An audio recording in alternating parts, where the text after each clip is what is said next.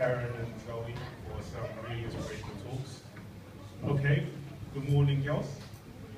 Come on. Good morning, girls. Good morning. That's still not good. Let's get it up one more level. Good morning, girls. Good morning. Thank you very much. Okay, so my name's Terry. My name's Terry Igharoro, and I'm an entrepreneur coach. I coach people into applying entrepreneurial thinking into everyday living. I was raised by my mum, and I lived with my mum and her sister together when we were younger, and my cousin. And basically, my mum's family is like a lot of women. So it was really cool. You know, I grew up with all of my cousins. I used to say, Mum, look, there's no more boy cousins. They weren't there, so it was just fun. It was just to hang out with the girls. It was cool. You know, you just chill out. And but now there's lots of boys now. Like the younger generation have just changed roles, and now there's lots of boys. I said, well, come on, guys, it's a bit late, but they're here now anyway. But one of the things for me is like I watched my mum work really hard growing up, and she inspired me so much with everything she did.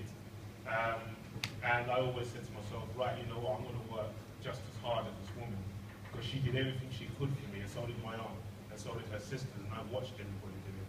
And so one of my things, I've got sisters as well, and lots of female cousins, and lots of women in my family. So I always say to females, always, as well as to the males, but I always say to females, lay your foundations. Yeah? Make sure you're very well rooted in yourselves and in your careers and in what you're going to do first. Guys come later, so forget about them. Lay your foundations. I'm being serious. Lay your foundations and everything else will come to you.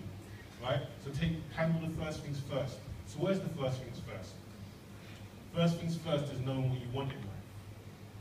You know, where you're never too young to know what you want in life. Most people actually know what they wanted to do when they were probably about 8 or 9. What happens is we start to lose this dream that we have, and we like, oh well, I don't want to do that, and we get discouraged. So don't let anybody discourage you. So my company that I started is called eMindState. It's the Entrepreneur Mindstate, and it's not the first company I started. It's probably maybe the 5th. I started my first company when I was 16. It was a car rental company with my cousin.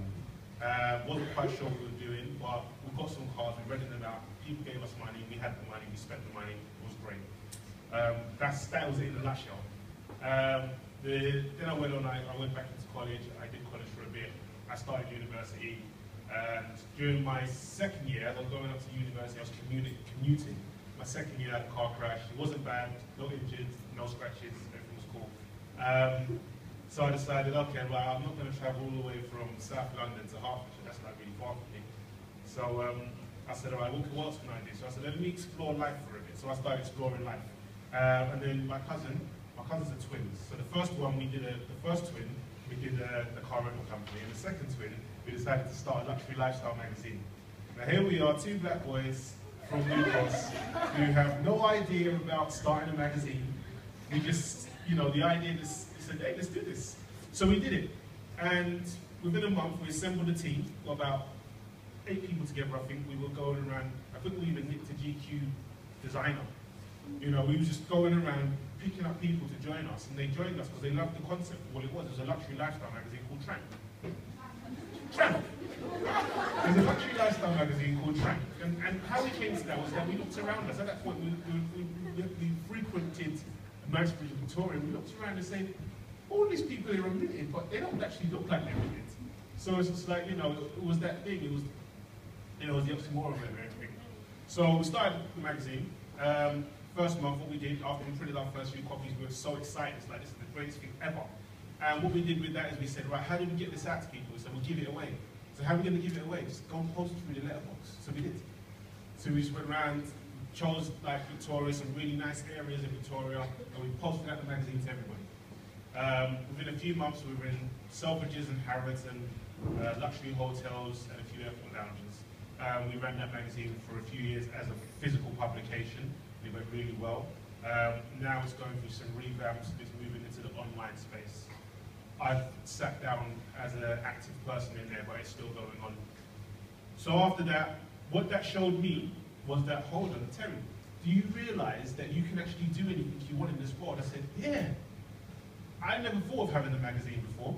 If you would have said that to me when I was in school, magazine, I said, what are you talking about? But at that point, I realized that, hold on, there is nothing in this world that I can't do because, like I said, we were just two black boys that had an idea and we called it tramp.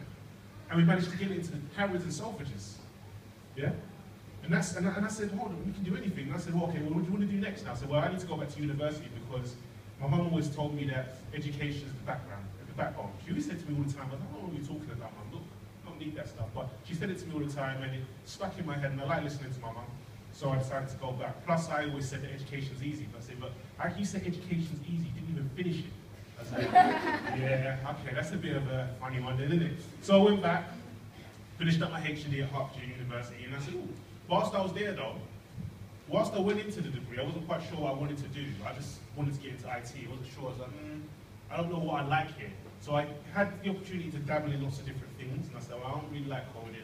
I don't really like that stuff, but I was really, really fascinated with data.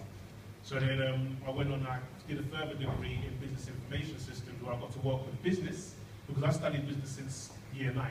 So I always enjoyed business.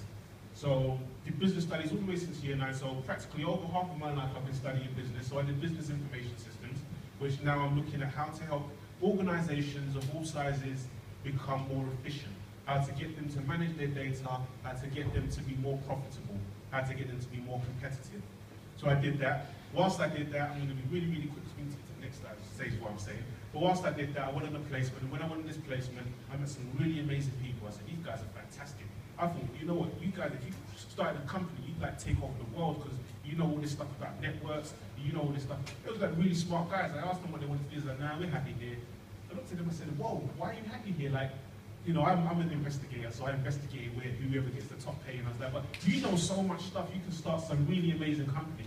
But they were happy with doing what they were doing because, you know what, they were making a difference, it made them feel happy, and they were adding value. I didn't understand this then. I was like, nah, guys, that's for you, I'm out. So after went back to do my final year, and during my final year, I decided I'm going to start my next company, which was called TI Business Solutions at the time. I said, right, I'm going to go start my next company, and I'll try to band together a group of people who I was studying with, but they weren't interested. They just wanted to go and get a graduate job afterwards. I still couldn't understand it because the recession just started. They weren't giving anybody jobs. And I said, look, we're going to do the same thing. The only thing is we're going to be like a little gang, starting our own business, and we're going to go out and get the same work, but on our own terms. They didn't get involved, so I got involved by myself, and I got some other people outside of the university to work with me. I started that company, I ran that for a bit, it was really cool. I learned so much. That was like one of my biggest learning curves, like more than anything else, because I found that when I finished studying, I started studying. I'll say that again. When I finished studying, I actually started studying. All the books that I bought in the past, I didn't even really read them. I was just like, I need to get grades, I need to finish this, I need to get it over and done with. But when it was time for me to do something that I really wanted to do, I realized I knew nothing about it really. So I needed to dive deeper into it to learn some stuff. So I needed to start buying books. So I started buying books. One of my favorite books was The Beer Mat Entrepreneur. You know, I read that book and it tells you how to start a business. I was like, this is really cool. Like, you know, it takes away all of this fanciful stuff that we see and just really got down to the straight down to the core of what you need to do to start a business. That was a brilliant book. I had mentors. I did so much different stuff in my first business. I failed the business. And it was the best thing that ever happened. Because you see, the thing is, you can't succeed if you don't fail. If you think you're going to succeed without failing, you're deceiving yourself. Because guess what? We're all professional failures.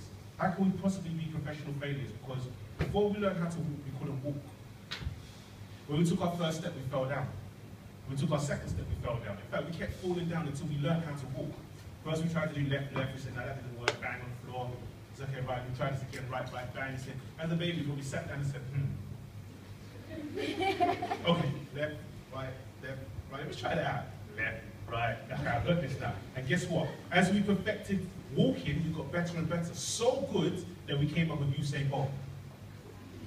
Think about it, Usain Bolt couldn't walk once upon a time. He was a failure. Now he's the fastest man in the world. Because he had a talent, and he started working towards his talent. Yeah? So anyway, fast forward, I started another consultancy between that, and then I joined another startup, which was a social marketing platform for hairdressers. So it was helping people like, well, all the females find good hairdressers to do their hair. And it was going really well. I helped the company raise some money, and it was destined to be the next biggest thing, and I can still see the vision, and it's going ahead, and it's building. But then there was something inside me that was niggling at me. It was a passion, it was a desire, it was something that was more me. Right? And the reason why I'm telling this story is because, you see, the thing is, you have to follow your own personal dreams. You have to actually identify your own personal attributes, right? And then go for it. So I decided that, actually, you know what? I know this company is going to be massive. I know this company is going to make huge amounts of money. But I've got something else to do for this world. My job is to inspire people. My job is to help people move from where they are to where they want to be. So I started eMindstate. Because throughout my studies, I studied business and I studied personal development. And I started to realize that, hold on, these things are one and the same. I said, hold on, wait a minute. Does that mean that life is business? So I looked at it again, I stepped back, I said, well, life is business, and if life is business, then we must all be entrepreneurs. I said, wow. I said, okay, so everyone's an entrepreneur. So I looked to my mum again, I said, yeah, of course.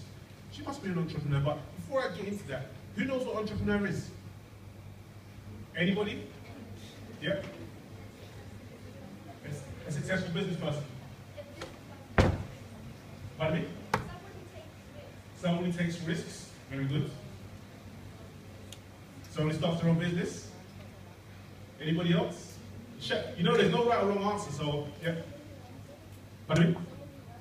Someone who runs it, someone who runs a business, someone who takes risks, someone who starts a business. Anybody else? Entrepreneurship? Okay. I've read a lot of books, and I've got two definitions that I really like. And one of them is entrepreneurship is the power to create. Really, really simple. Nothing to do with money. It's just the power to create. We say create what? Well, create whatever you want to create. It's the power to create. And this is a power we're all born with. We all have the ability to create something. So I said, okay, well, that ticks one box, that we must be an entrepreneur. Another one of my favorite definition of entrepreneurship came from Howard Stevenson from Harvard Business School. And he said, entrepreneurship is the pursuit of opportunity without regard for resources not currently controlled. I said, wow. I didn't quite understand what it meant when I first read it, but I said, wow, anyway. And I thought about it, and I said, but hold on. Life is the pursuit of opportunity without regard for resources not currently controlled, because we don't control all of the resources that we need. Every day we wake up and we seek an opportunity.